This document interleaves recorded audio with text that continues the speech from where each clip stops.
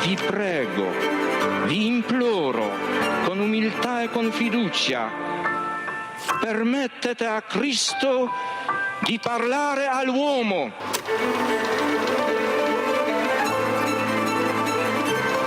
Don Gius aveva capito il problema che avevo. Se la tua vocazione è vero, il tuo lavoro verrà fuori anche dai sassi.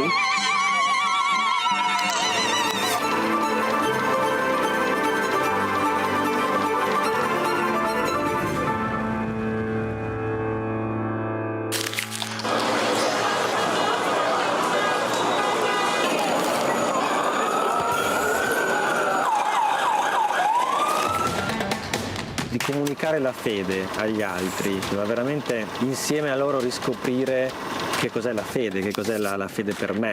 Portare Cristo agli altri, comunicarlo agli altri è l'unico modo che abbiamo per conoscerlo veramente.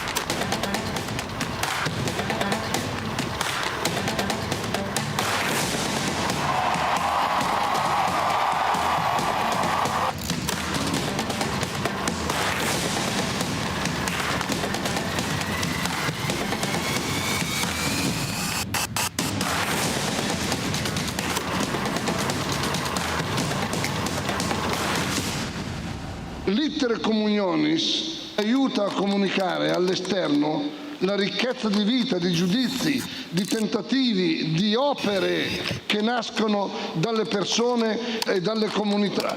L'iter communionis è proprio la vita del movimento. Scrivete all'iter communionis le vostre esperienze, ci fate bene.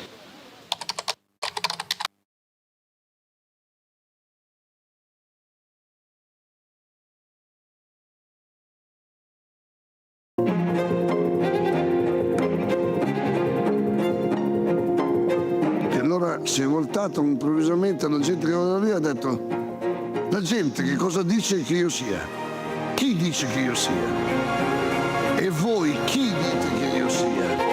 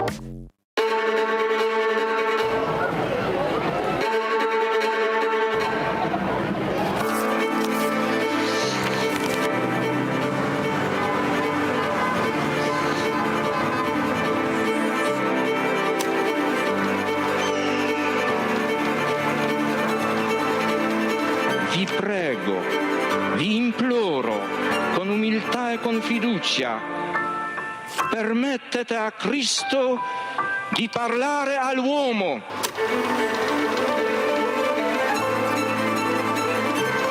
Don Gius aveva capito il problema che avevo. Se la tua vocazione è vero, il tuo lavoro verrà fuori anche dai sassi.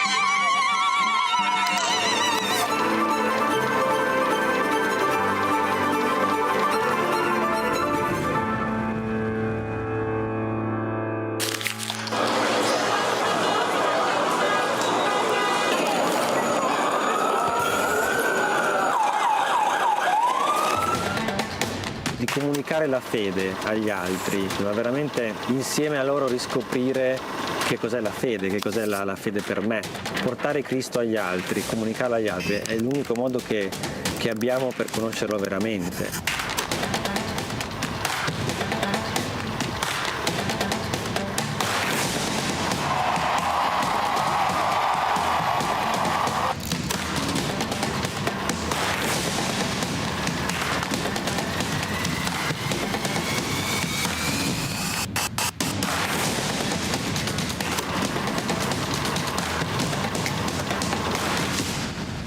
L'iter communionis aiuta a comunicare all'esterno la ricchezza di vita, di giudizi, di tentativi, di opere che nascono dalle persone e dalle comunità.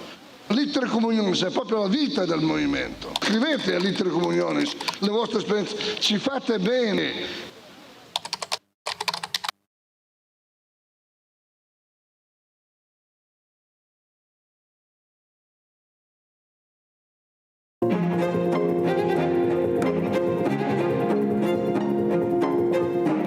Si è voltato improvvisamente alla gente che era lì e ha detto: la gente che cosa dice che io sia? Chi dice che io sia? E voi chi dite che io sia?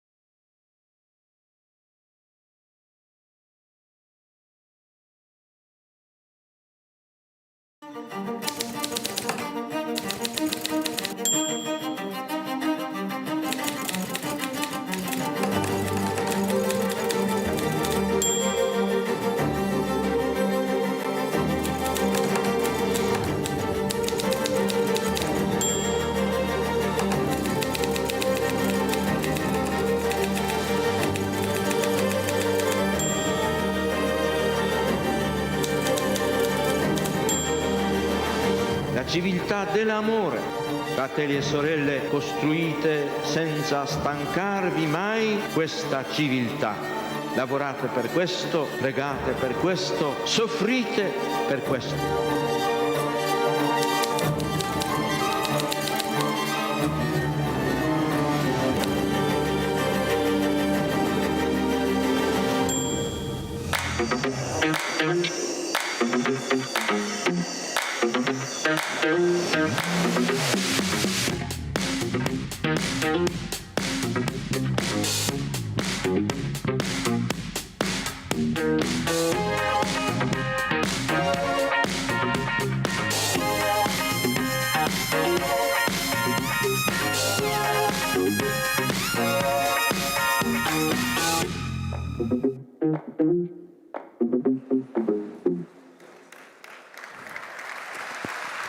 Buonasera.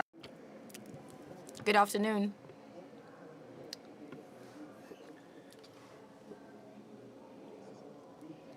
Many people were surprised at the beginning of this year, at the beginning of this terrible year of war, when the Pope decided to devote his world message for peace to the topic of the artificial intelligence. And many people wondered, how come we are facing a period of violence which is so close and faced with the threat of war? Why should he link peace with the topic of artificial intelligence? And then for the first time there was a Pope deciding to participate in a meeting of the G7.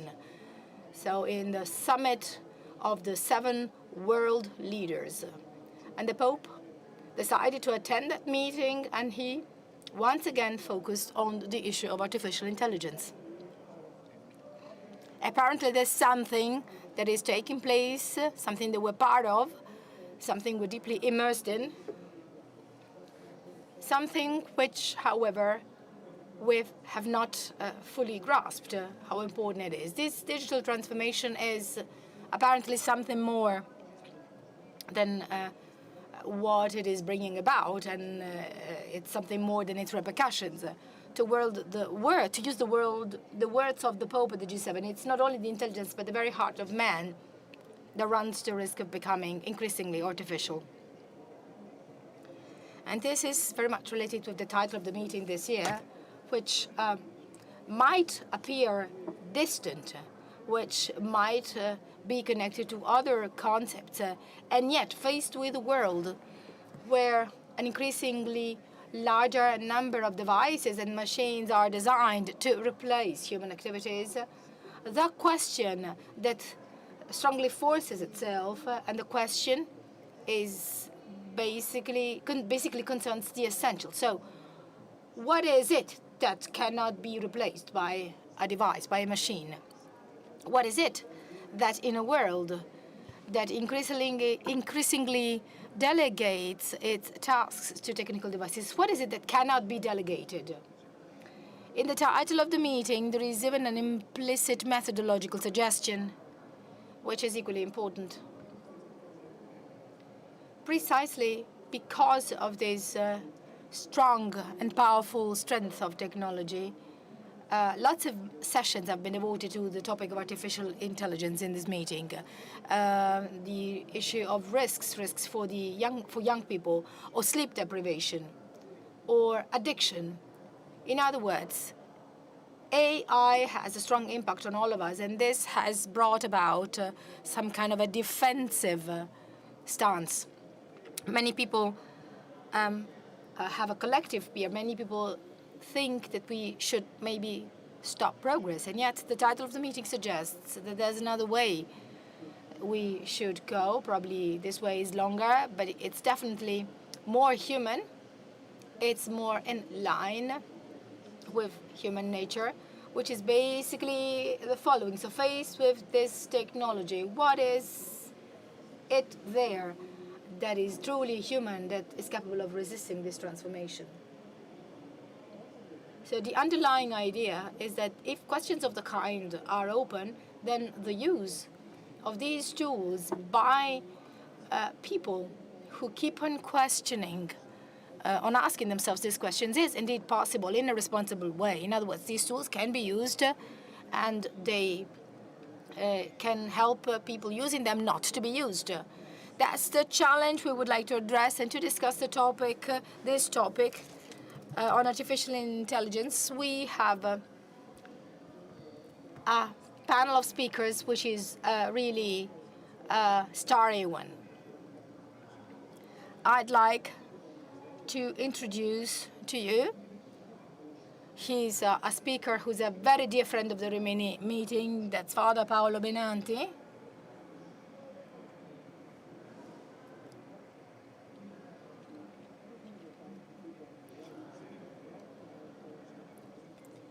He actually needs no introductions, and in his case, that's definitely true. He's one of the most authoritative personalities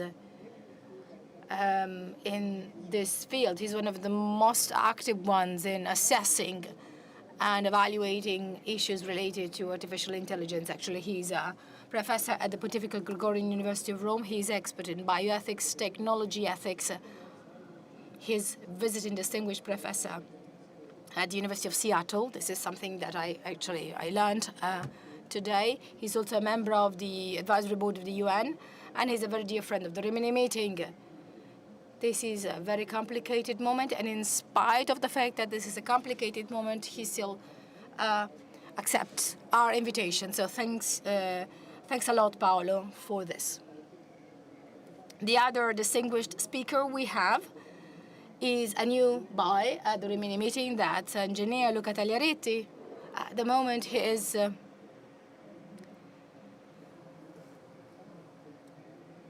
he serves as executive director of the European Competence Center in Cybersecurity based in Bucharest. That's one of the European agencies dealing with a topic we will talk about. This is the topic of cybersecurity. He's a new boy at the Rimini meeting, but not a new face, because he served as a volunteer here at the Rimini meeting. So this is probably a message for the volunteers. I mean, you can have a career, and then you can end up serving as a speaker in one of our sessions. And then we have Professor Mario Rasetti, connected from Turin, former president of the EASY Foundation, Emeritus Professor of Theoretical Physics of the Polytechnic University of Turin, and serving in many other world academic institutions. He received lots of awards for his discoveries in the field of physics, and one of the very first scientists who addressed the topic of artificial intelligence in all its nuances, especially when it comes to the important implications of the developments of artificial intelligence. So as you can see, we have a truly outstanding group of professionals and speakers. I'd like to start with Father Benanti, and I'd like to ask you what the essence of artificial intelligence is. Why is artificial intelligence so important? Why has this topic induced the Pope to take such an active and clear stance, and what's the impact of this digital transformation on us? Good afternoon and welcome everyone. To me, it's a great pleasure to be with you. In this spirit of friendship, which unites me to many of you, I don't know if I can answer what was the reason that induced the Pope to take this stance, but I would like to seize the opportunity of this invitation, to go directly to the very basics. The topic of AI has to be discussed at all levels, ranging from the G7 summit meeting up to the United Nations. To answer your question, I think that two aspects should be highlighted. First, something happened to the reality surrounding us. So if I were to write a provocative title, I would write that the reality is no longer the one it used to be in the past. And this happened probably during the Second World War. At the laboratories of Bell Labs, it was not only the reality of information that was defined, but rather there was another component. The transistor was invented and patented. And since then, that changed the nature of the objects we use. Even more peculiar was the model of distribution of this invention, which was not kept under the strict control by Bell Labs. It was not kept confidential. That was given for use, in license for use, to all the companies that would send their engineers to Bell Labs to attend training activity. This provided for the possibility to have computational elements in everything that surrounds us. So what does this mean? Let's try and talk about a real experience to understand what I've just said. Last January, I was invited by an American university to attend a conference, and one of the major professors inviting me, who belongs to the top 2% of the IT engineers, basically made a mistake. He said, I'm going to pick you up at the airport. Actually, I was traveling with a flight that arrived very late, at about 2 a.m. in the night, and he picked me up with a car which is the very same status symbol of his position. There was an electric car driven by software. I'm not going to disclose the brand of that car. And then he drove me to the hotel where I was accommodated. After about 22 hours of flight, my self-control went to the very minimum. So we approached the hotel. As soon as I got off the car, I basically didn't know how to open the door of the car because there was no handle. And he said, well, you should simply push the button. And then my self-control actually exploded. And I asked, what if the battery gets on fire? I mean, this becomes an ashtray. We will only find our ashes in here. So basically, the following April, he decided to sell his car.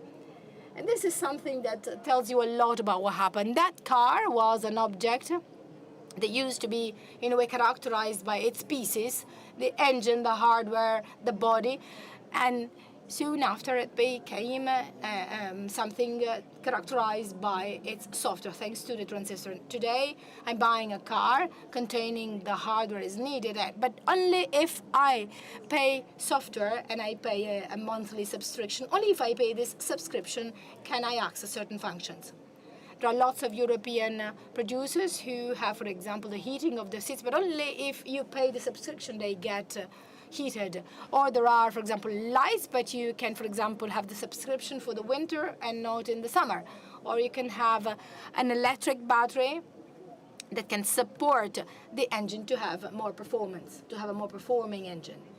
So reality has started being defined by software. And that's quite interesting. So I've recently been in Seattle. When I was there, I went to one of those shops when there's no shop assistance and there was only a computer. If that software gets broken, the very same nature of man is completely changed. That's no longer a supermarket. Nothing can get in and out. That becomes a deposit. Just think of a hospital, and I think we will be hearing something about cybersecurity. If there's a ransomware, getting access and possessing the basically the control center of a hospital, that is no longer possible because the software defines the nature of reality, and that implies two main problems. The first one is of economic nature. The big computer manufacturers decided that in economics, we talk about commodities. So gasoline is a commodity of the car. I mean, you can buy a car and then you can fuel in the fuel. The hardware is becoming a commodity of the software. You can buy the computer from wherever you want, but then you install my operating system. If software defines reality, the first big problem we have is that maybe is it that reality becomes a commodity of software, and is it the case that those who own the software can have the right to say what an object is? So a sophisticated software like artificial intelligence can simply change the control.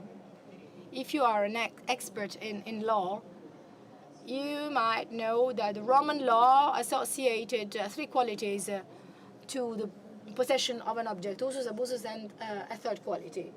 I can possess a thing, I can destroy it, abuses, and I can earn of the fruits of this object.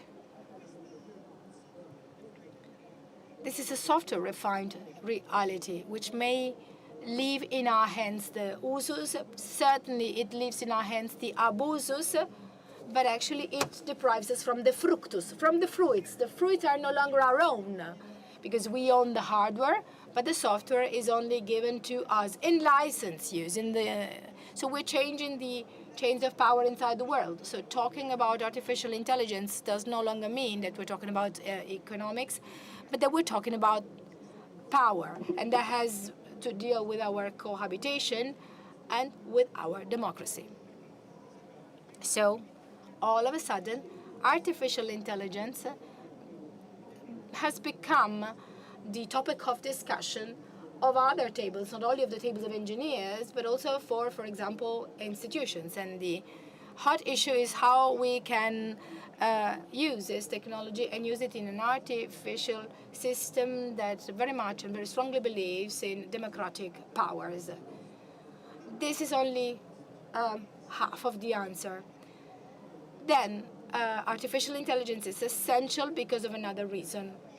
Computers were first conceived during the war, and it was conceived to solve von Neumann's equations, complex equations, enabling those who worked in Fort Alamo back then to understand how uranium was to be used in an explosive bomb. That was ENIAC. Then we had Colossus in England that was used to decodify, to decipher Enigma, so a system with which the Nazis would decipher the messages for their troops. Once the war was over, people from IBM said that the computer was fundamental, but they said that only 5 or 6 of these objects could, in a way, be present. In fact, transistors enabled the diffusion of many computers. Transistors replicated that computing power.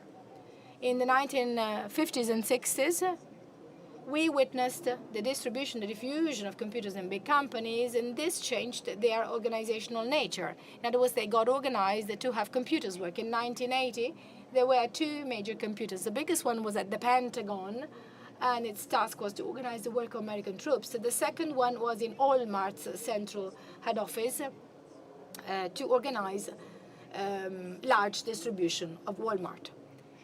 In 1970, we had counterculture, so hippies, students' movements, and in the 70s, in the 1970s, the buzzword was that everything that is serveralized is evil, and so we need to return power to individuals. So the computers that had distributed in the 1950s and 60s was a centralized computing power that were hosted in mainframes.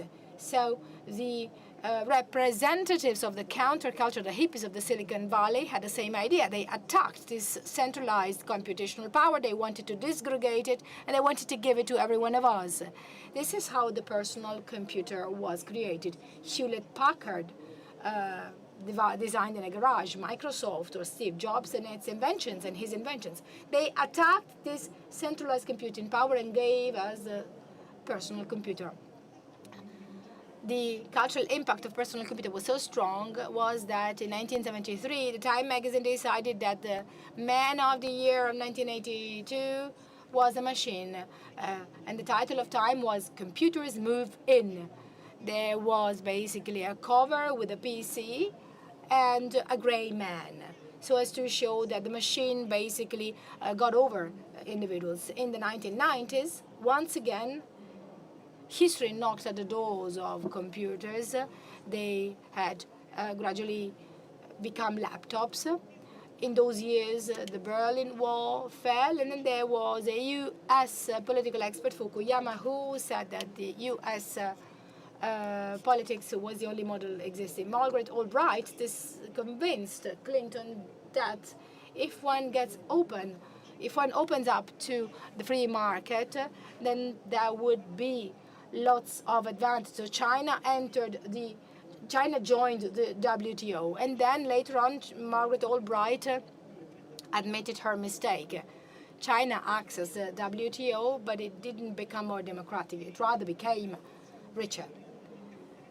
At the end of the last century, those characteristics that characterize the Western world were no longer true. You can increase well-being, but at the same time, this doesn't mean that you are increasing democracy. So this shows that our democracy is less seductive towards the world. In our century, in the first decade of this century, the computational power takes its more intimate form, a smart form. Actually, smartphones are a very intimate computational power. Just unblock it and give it to the person on your right. If you cannot do it, it's because what you have inside that smartphone is very intimate. And this is how the first decade of the century came. Then we had the Arab Spring in 2011, and social networks induced us to think that smartphones and the digital world are the best allies of democracy. It's enough that you are together, that you speak, and then all of a sudden, the fact that you want something as important as democracy becomes true. 10 years later, in 2021, the revolts, the riots in Capitol Hill actually showed that the smartphone, the digital, become the worst enemy of our democracies, with fake news and democracies. What happened was that in 2012, social networks got listed on the stock exchange and the market gave all the rules. There's another element that I was interested in. 2020, we had the pandemic raging. That was the only one in which the meeting was not in attendance. And back then, we realized that digital life was a surrogate of our lives. We could sign with the digital technologies. We could hold online meetings. We could carry out a whole series of things. We could go to the bank without physically going there. So it's very silently, the digital world has absorbed the whole of our lives. Everything is digital. And so we're now at the beginning of the third decade. That opened in 2022, 2023, when our society noticed that there was artificial intelligence with the onset of ChatGPT. This is the second biggest challenge, because the onset of artificial intelligence gets blurred where computational processes occur. We don't know if this happens locally or in a centralized computational power, which is called cloud. That's a problem. A centralized computational power is currently, in a way, taking away all the things that we have digitalized. And if you have that power, you have all the power. So my question is, if we are to live the essential, we need to address what it means to live a reality that is defined by a software, and we do not own that software. So we need to face what it means to democratize a computational power. Thank you. Grazie. Thank you very much to Father Paolo. It's really not easy to give such a comprehensive outline explaining the age that we're living and how we got here. And especially an outline, casting a light on what we are going through today. This is a software. We have software defining a reality. We use these tools not just to do something, but also to know what is surrounding us. So society is increasingly dependent on these tools. Let's start with Luca now. Hence, the importance of security. We are increasingly dependent on these tools. And unfortunately, we see that wars, crime, attacks often use these tools, and we also depend on them. So this is an increasingly important topic, and this is the topic you're dealing with. Yes, I want to start by thanking the meeting for inviting me here. I've come back home. I was a volunteer in the 1980s, I think. At that time of Tamburi Beat Messaggi. At that time, the meeting was, anyway, anticipating the times and was discussing topics very deeply, trying to understand deeply what was happening in society. Thank you for inviting me here, and thank you for letting me speak about such an important topic. It is a topic for which there is an undergoing debate. Oftentimes, the debate is quite superficial or is done in very technical clubs or legal clubs only. But it is important that people are aware of this topic because this can help us grow as a society. So, the role of man in this new hybrid society is absolutely key. We were talking about the digital space. We all live in two spaces. A space like the one we are meeting today, and also in a digital space, online. The digital space is becoming increasingly important in our life. In the digital space, we can meet people, make economic transactions, we interact with others, we start relations, we interact with the public administration, and especially this is a space also where we make up our opinions. So this digital space must be as protected as possible, not just by cyber attacks, but also in terms of data that are collected and by the system in order to make us create our opinion. So it is important to understand what needs to be done to make this space more secure and what the risks are. Let's start from the risks, and I'll give you some examples. Father Benanti was talking about hospitals. In February this year in Romania, more than actually 17 hospitals were attacked through cybercrime. It was a very serious IT attack for almost 1 week. All surgeries were suspended, no bookings possible. It was impossible to undergo visits. Reanimation chambers were no longer working, and there were many risks. Oftentimes, attacks have an enormous impact on a million people. We have more than 800,000 attacks every year, one every 40 seconds, and often made by emails or messages that we receive. So this is a high risk. I'll give you another example.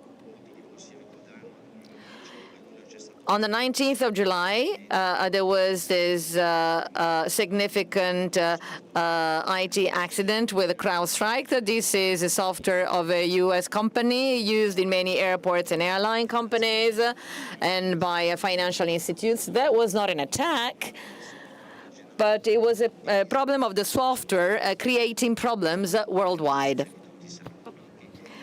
This is what everyone knows, but very few people know that right after the accident, in the net, there were hundreds of websites providing repair software that one could download in order to fix the error because of CrowdStrike. And they were all vectors of attack vectors. So vectors had been prepared in advance, but artificial intelligence was clearly used in a criminal way. And in very few minutes, it was able to create websites and to create messages to be launched online. So to create tailor-made messages to attack the different entities. So there are countries, companies, private companies, and individuals working to create damage, to make damage to us. So what is the response given by the European Union?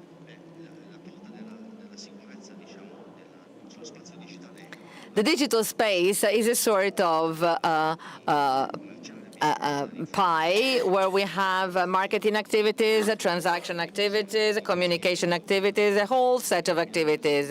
So starting from 2016-17, a major effort was done in legislative terms and in terms of governance coordination and financing.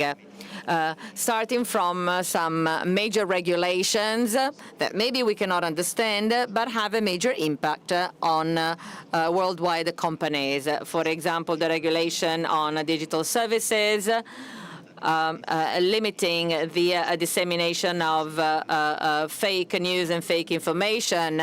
So the companies producing those fake news are made liable for that. The Digital Market Act, reducing the monopoly of some companies, and the NIS helping infrastructures to become critical, including hospitals, transport infrastructures, energy. They are made more secure. So countries and governments are obliged to be secure. Another regulation that was implemented recently and will be signed in September will create a sort of digital shield, a cyber shield, to protect all critical infrastructures. Listening hubs will be created in all countries connected to advanced technologies so that critical infrastructures are protected and information is shared by all the different countries. As for artificial intelligence and its role in the protection of essential services in the digital space, the European Union has not only created an ad hoc regulation, but has also allocated specific funds, almost 4 billion euros up to 2027, to help SMEs to generate ideas and to create a driver for innovation and technology to create a more secure digital space. Then the EU has created AI companies. These are labs, hubs, where startup companies can test their technologies to become more innovative and modern. It has created a supercomputer network. One is in Bologna, the Leonardo supercomputer. It is one of the top 5 most powerful computers in Europe. So a lot has been done in terms of coordination in the background so that all the industries and all the investment companies and companies in general can develop artificial intelligence to the benefit of men, but that can be secure also. Italy is a leading country. In Europe, Italy has allocated the largest number of funds. We have an artificial intelligence strategy that was approved last year, which is going to be a guideline for the next 5 years. And it is a unique strategy in Europe. Investments have been made through the National Cybersecurity Agency and the National Agency for Digital Italy. They are going to help Italian companies to be more competitive, and they will help citizens to live in a digital space which is essential but has to be increasingly secure and tailor-made to the men's needs. Thank you. Thank you. Actually, you helped us to understand what institutions are doing, and especially the European Union. And this is important. As compared to the American model or the Chinese model, Europe is trying to find its own way to tackle these problems and to ensure security. Now, still, I want to thank Professor Rasetti for giving us some time. He is connected with us online. Good afternoon to you, Professor.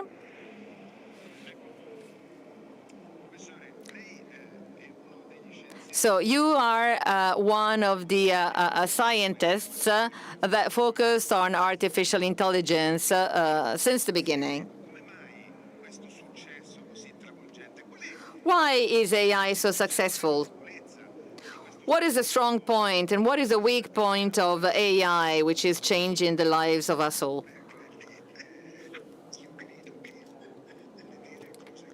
I believe that what is happening today is that we are undergoing a major revolution, both cultural and anthropological revolution.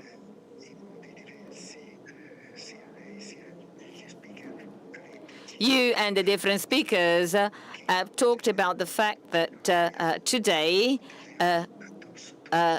we are all wearing accessories, and at least we have one smartphone each. 8 billion people worldwide, at least 6 billion people having a smartphone. This has increased our ability to speak and to connect significantly.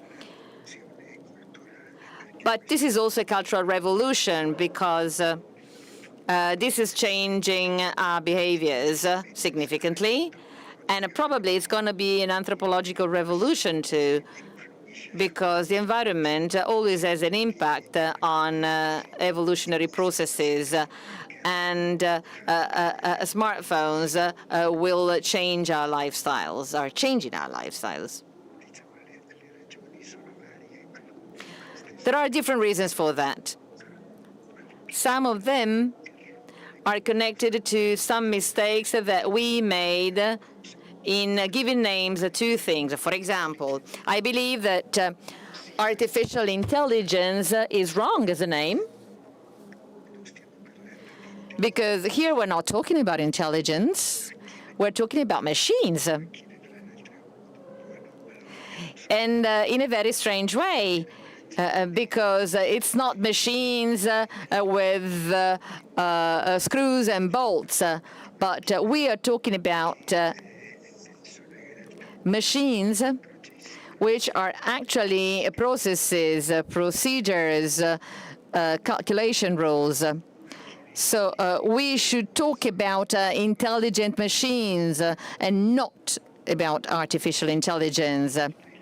This has not much to do with the brain. The human brain is the most incredible and extraordinary machine existing in the universe. Believe me.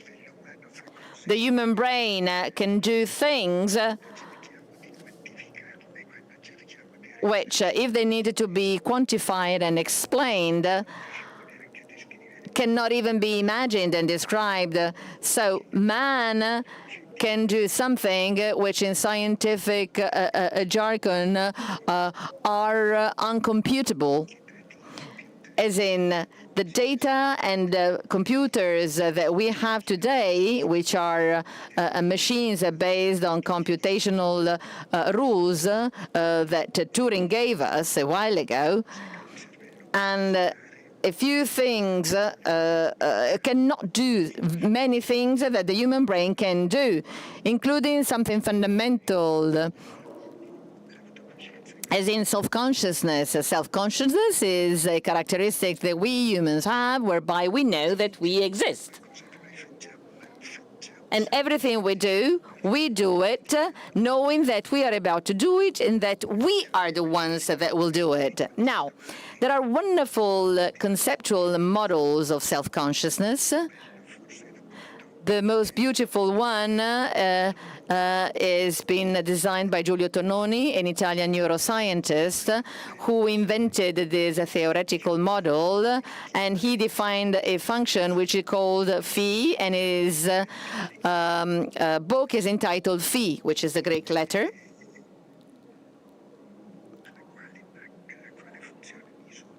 This function should measure self-consciousness. The last work that I published shows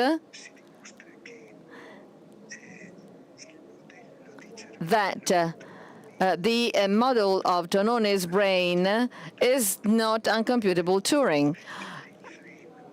The mainframe, as Paolo said, they were called mainframe in the time, the mainframe of the world. And this is something that cannot be done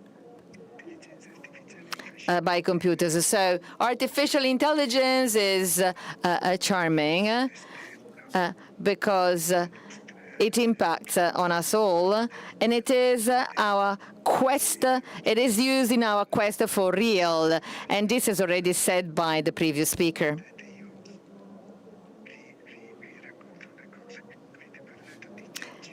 You talked about ChatGPT.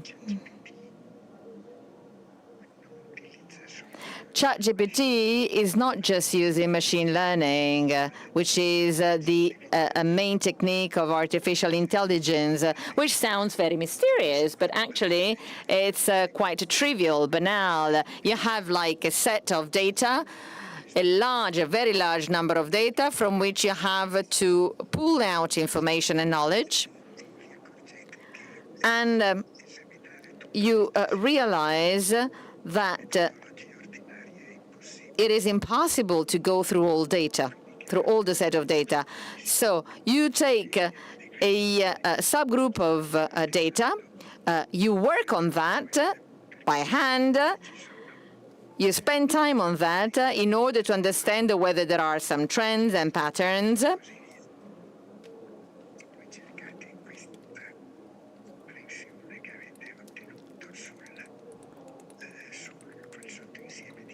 And then you try to apply the knowledge that you have acquired on that group of data to a larger number of data. ChatGPT uses the deep learning system, which is a more complex version of that. Actually, it is called the deep reinforced learning. It is a machine that knows the things deeply. And this is just the iteration and the repetition of machine learning. So maybe the first time you know what this data refers to, but step by step, you make reference to an environment which is not the initial one, but is the one which has been built in the deep learning process, in the machine learning process. So the machine learning is reiterated, and it's improving bit by bit. So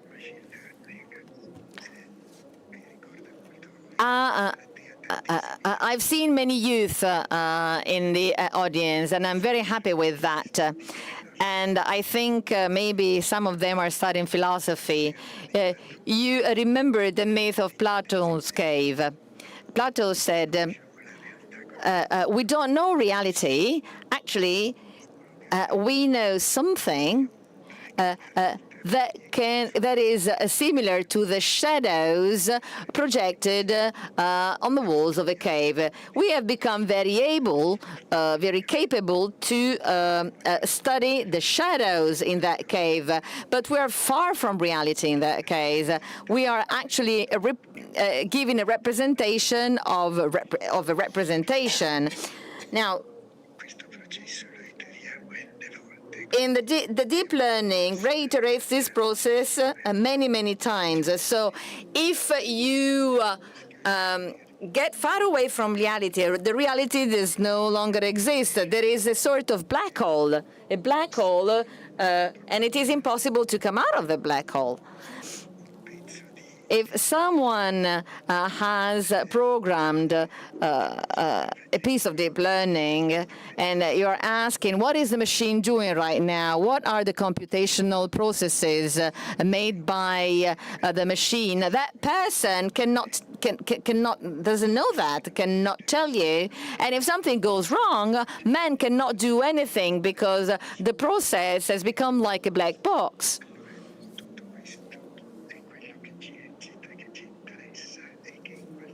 So,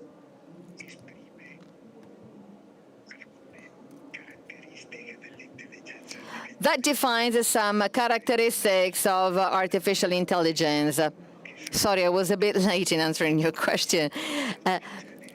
Artificial intelligence is a machine, its computational processes, enabling us to do things, so to help man do things that man can do with its own brain, with its own head.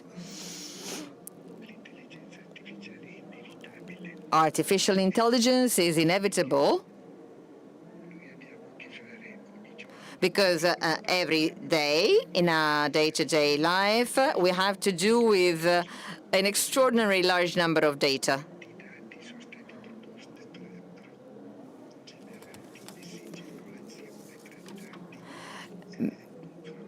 Many data have been generated over the past 12 months. Do you know how many data have been generated over the past 12 months? 300 zettabyte. A zettabyte means 1,000 billion of gigabytes, 1,000 billion of billions of bytes. Like I'm telling my students, if a byte is identified as a print character, a zettabyte means 360 billion times a book like War and Peace. So we produce an incredible number of data. And with the development of the internet, we will be increasingly producing them. And then there is another reason for concern, the doubling time. How much time is needed to produce a certain large number of data? How many data have been produced? Okay, over the past 12 months, the doubling has reduced to 8 months. But with the Internet of Things, things will even be worse and will generate an increasingly number of data. So the doubling time will become 12 days or half a day. So in half a day, we will be able to generate it to produce as many data as all the data produced in human history. So this is inevitable. Artificial intelligence is not, like someone said, a bubble like the famous tulips of the 1660 in the Netherlands. AI is not going to be a bubble. It's going to be a process that will need to be controlled if we want to defend ourselves as human beings. Otherwise,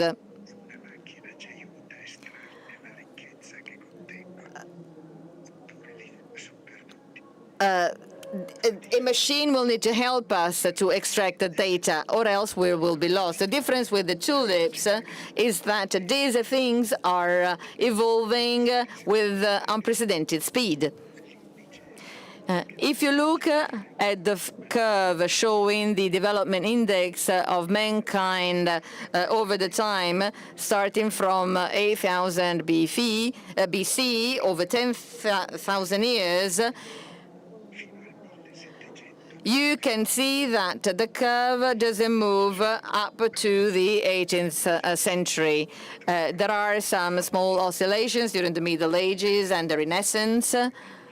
And then in the 1770, which is when the steam machine by Watt was invented, that curve started to increase and boom and grew exponentially. And now this exponential growth is so steep that the curve is just a straight line, a vertical straight line.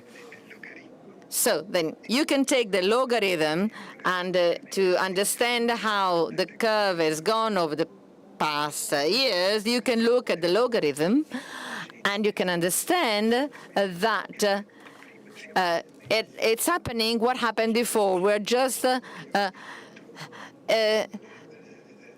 midway through what happened with the beginning of the Industrial Revolution. And after that, there's going to be an exponential growth. But this is an algorithm, so this is going to be an exponential of an exponential, and believe me, it's a type of growth that cannot be described.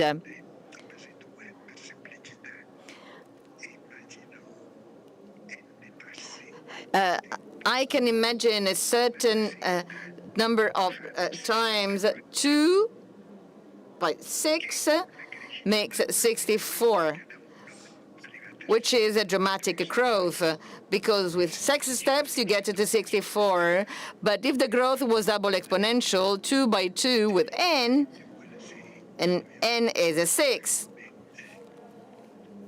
you would have something like 20 billions of billions of billions, 20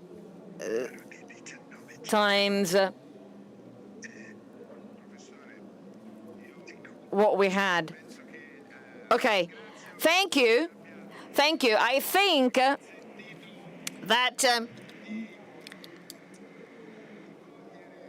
you made us understand this boom, this explosion. So thank you very much for being with us, and we'll be waiting for you next time in person, as you promised us. Thank you very much again. Okay.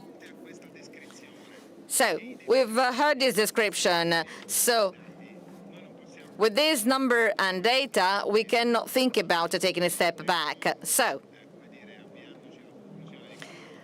before finalizing this session, what is the task incumbent upon us in order to manage an agency whose role is to increase skills and knowledge? What is your role?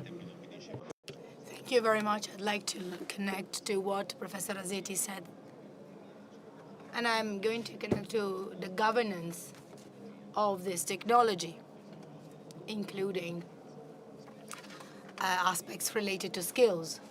Oftentimes, we face the issue of artificial intelligence in a binary way. We talk about its advantages versus its disadvantages, uses versus risks, European model versus North American model.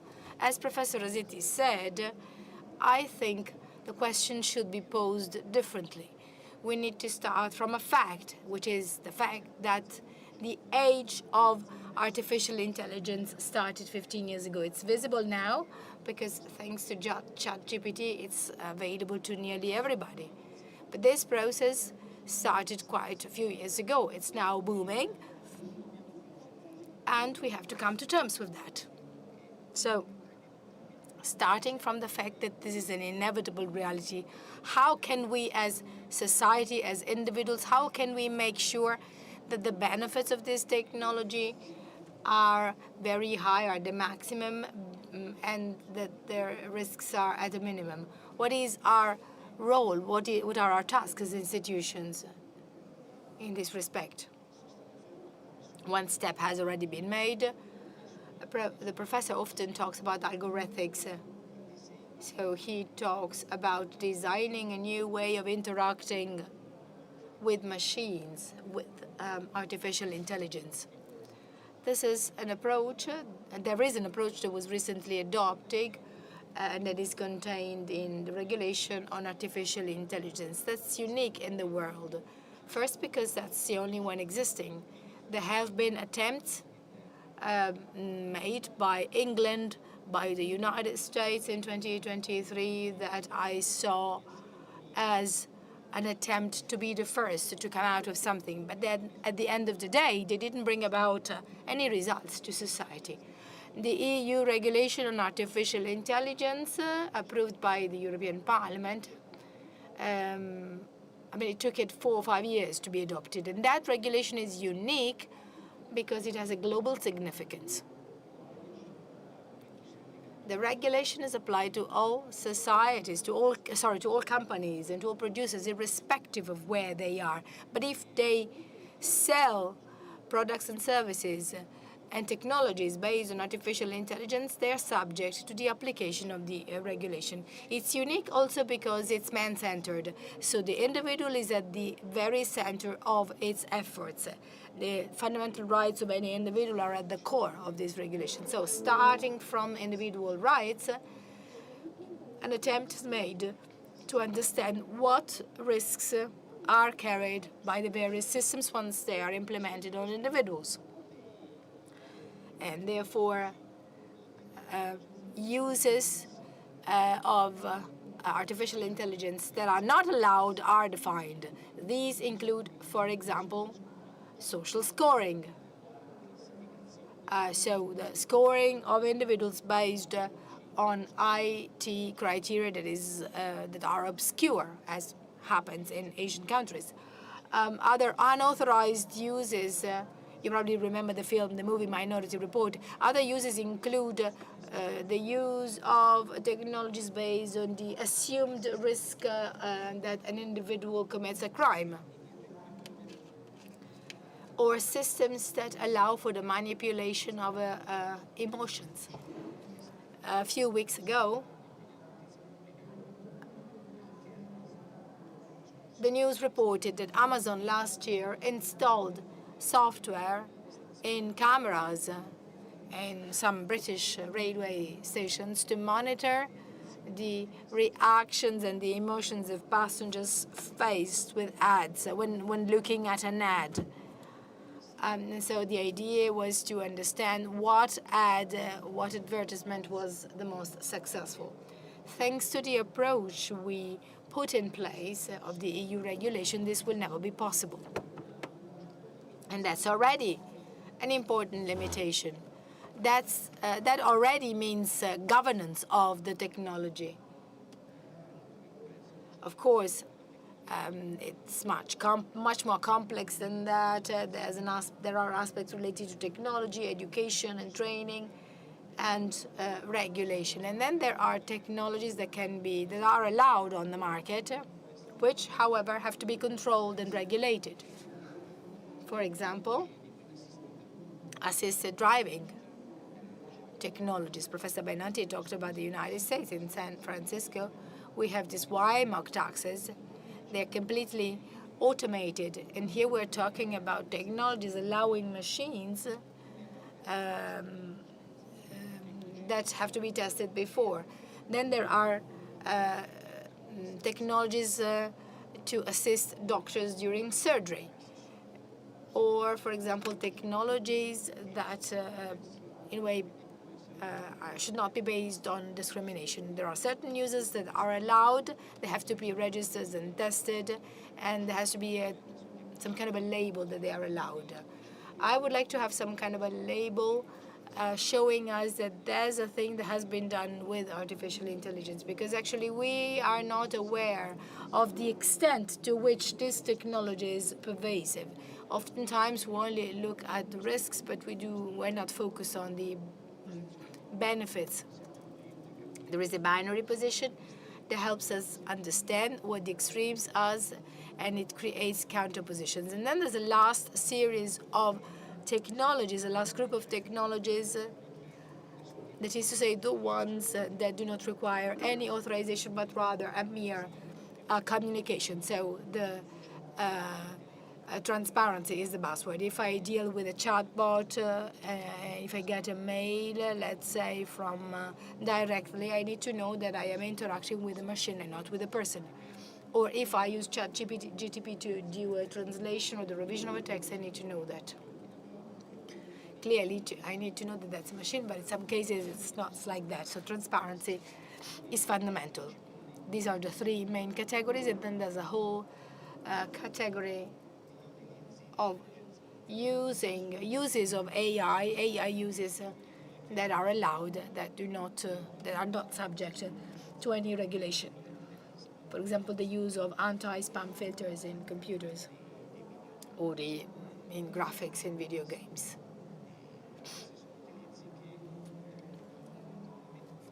These are uses allowed by the regulation with no control.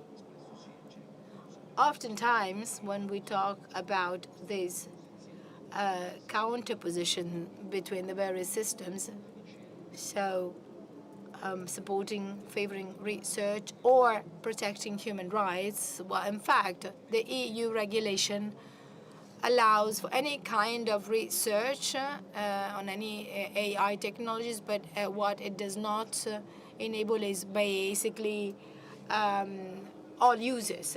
It's like the old towns where traffic is not allowed.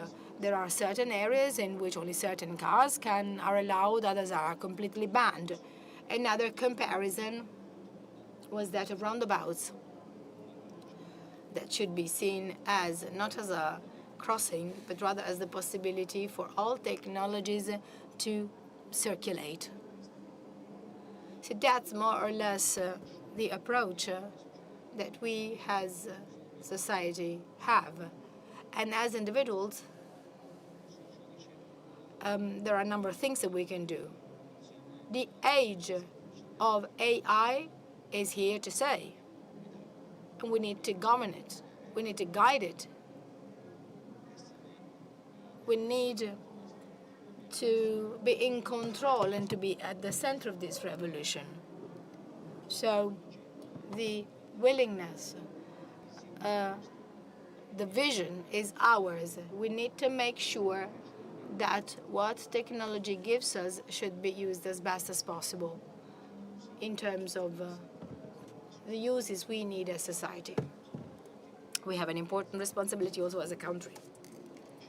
Whenever there is a revolution, it is as if we are given a new possibility to question ourselves as Italy, as a country, as individuals. Whenever there is a revolution, whenever you're faced with this kind of disruptive technological disruption, we have the chance to become the protagonists of this revolution and of our technological future.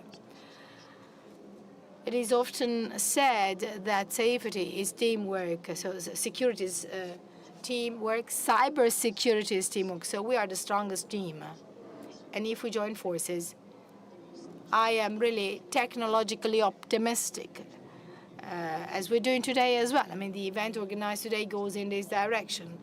It is aimed at raising awareness. We can, in this way, maximize benefits and minimize risks for the future. So, Paolo, so do you think that institutions try and apply rules to help us? Do people play this role? Actually, it is nice to address these topics in a venue, in a place such as that of the Rimini meetings, because here we have lots of passions for men and the educational commitment. This issue of the label on AI tools is already there. It is basically contained in a bill currently being analyzed in Parliament, and it's currently being debated by certain parliamentary committees. And that's a right of any individual. Let's start from what Professor Rasetti, my dear friend, said. There's over 8 billion people, 8.1 billion people in the world. Out of these people, 6 billion people have a smartphone. So 75% of mankind uses a machine that is programmable, uses a device that is programmable. Based on latest statistics, at the moment, there are 27.6 million people in the world capable of programming these machines and who speak the language of machines. This means that 99.65% of mankind is illiterate of things that pertain them, and that's an educational emergency. That doesn't mean that we need to be able to program tomorrow, but it rather means that if we transfer this power to 0.35% of mankind, we are creating a strong inequality with a very low percentage of people, the only ones capable of knowing how things can work, and that the rest, the big majority, is excluded. So the big cyber defense in this digital space is education and the educational commitment. That's fundamental. We are part of a unique species. In my childhood, I used to draw red mushrooms with white dots, and actually I didn't know that they were toxic. I needed to learn it afterwards. If we do not transfer these competencies to future generations, well, future generations will not be equipped with these skills. But that's only half of the story. It should also be said that starting from last September, the operational systems of our computers will be infused with AI. So AI will be an integral part of our reality, and that poses a number of problems. The first one is that if I possess your computer and there is an AI that works more or less like ChatGPT, and ask your computer, can I tell you what are the things I can use to blackmail Paolo Benanti? Well, I basically get a number of mails blackmailing me. So the computer is much more reactive to, in a way, get information that you wouldn't like to disclose. And I can say, can do the same with a managing director with the secrets, confidential secrets of a company. Even worse than that is the following. What happens if a criminal organization possesses a number of computers of any one of us which have these smart functions? There can be, for example, this adaptation attack against critical infrastructures capable of kneeling down a country. So this generalization, thanks to this system of our devices, should induce us to question how we can best guarantee security, which is an intergenerational security, access to this with education, and that implies the capacity of building those defenses that are fundamental to make sure that such useful vehicles go off the road. And we are the generation which is called upon to decide on this. Thank you. I would like to close this session, and I would like to thank our speakers once again. I would just like to highlight one aspect that has already emerged. The key word that emerges in the end is education. So this world has to be first and foremost understood if we are to use it. Otherwise, we are inevitably going to be used by it. So knowledge, education is, as Paolo said, very dear to a place like the Rimini meeting that has always stressed the central importance of education. At the Rimini meeting, there are very strange things that take place. If you happen to go to the children's village, you will find a lab with children of about 10 to 13 years age, where they're writing a series using ChatGPT as a way to favor the creativity to children. So they're not asking them to basically copy the task, but rather to be supported in creative writing. I think that we should abandon this defensive stance and enter a new position in which we propose. We're more propositional. And that's why I would like to thank once again Professor Rasetti, Professor Engineer Luca Tagliaretti, and Father Benanti. And I would like to thank them once again. Unlike the big tech companies, we don't have so many economic resources. We are all based on self-financing. So I would like to remind you all to seize the opportunity to donate to the Rimini meeting. You will see some areas characterized by the red heart.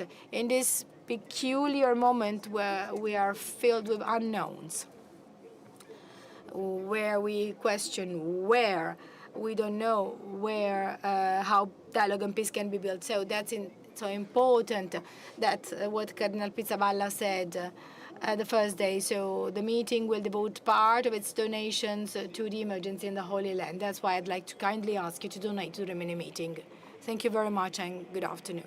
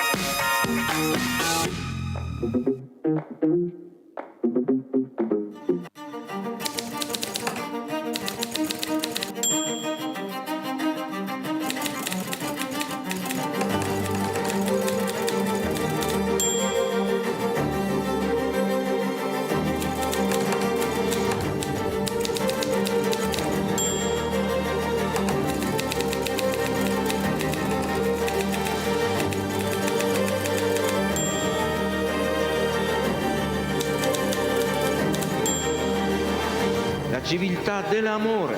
Fratelli e sorelle, costruite senza stancarvi mai questa civiltà.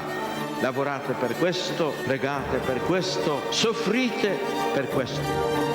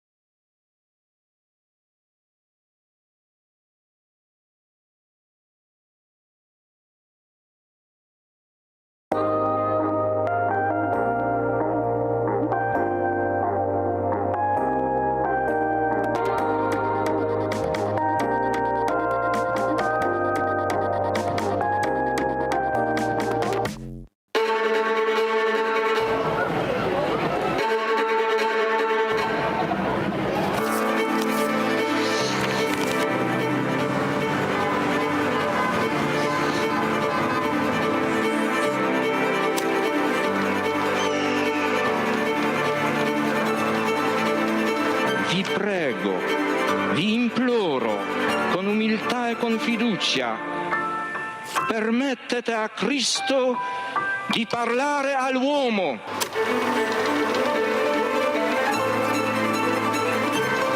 Don Gius aveva capito il problema che avevo. Se la tua vocazione è vero, il tuo lavoro verrà fuori anche dai sassi.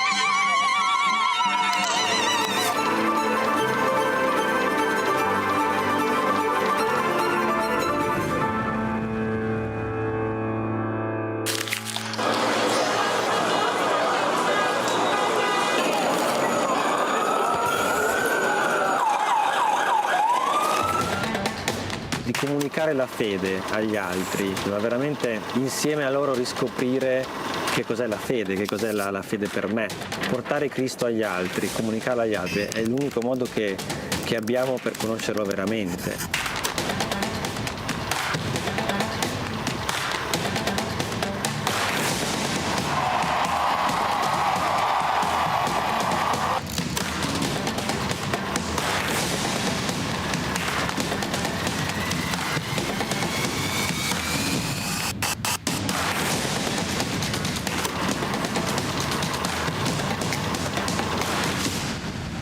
L'iter communionis aiuta a comunicare all'esterno la ricchezza di vita, di giudizi, di tentativi, di opere che nascono dalle persone e dalle comunità.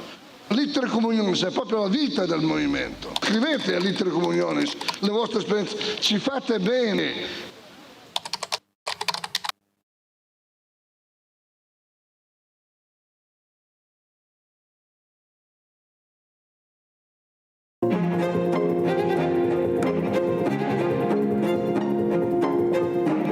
Si è voltato improvvisamente alla gente che era lì e ha detto: la gente che cosa dice che io sia? Chi dice che io sia? E voi chi dite che io sia?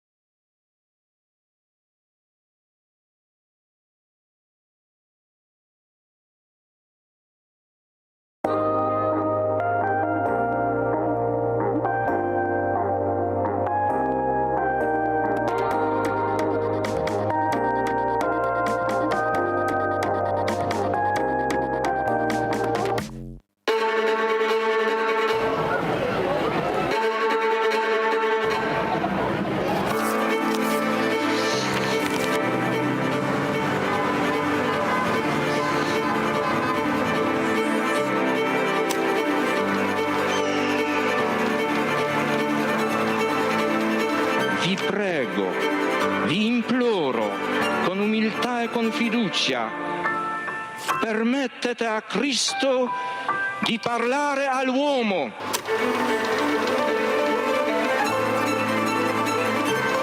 Don Gius aveva capito il problema che avevo. Se la tua vocazione è vero, il tuo lavoro verrà fuori anche dai sassi.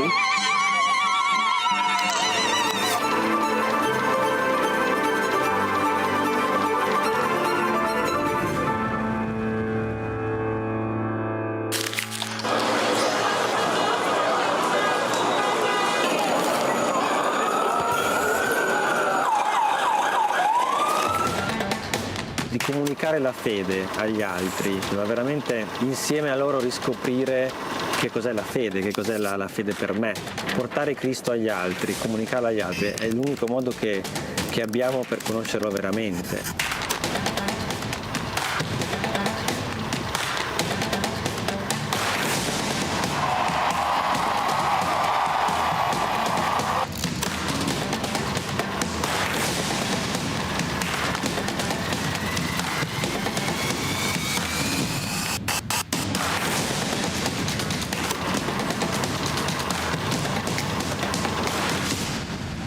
L'iter communionis aiuta a comunicare all'esterno la ricchezza di vita, di giudizi, di tentativi, di opere che nascono dalle persone e dalle comunità.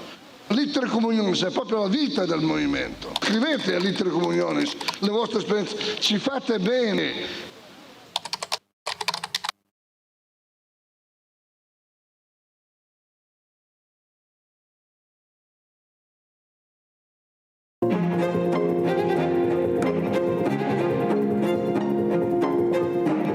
si è voltato improvvisamente alla gente che era lì e ha detto: la gente che cosa dice che io sia? Chi dice che io sia?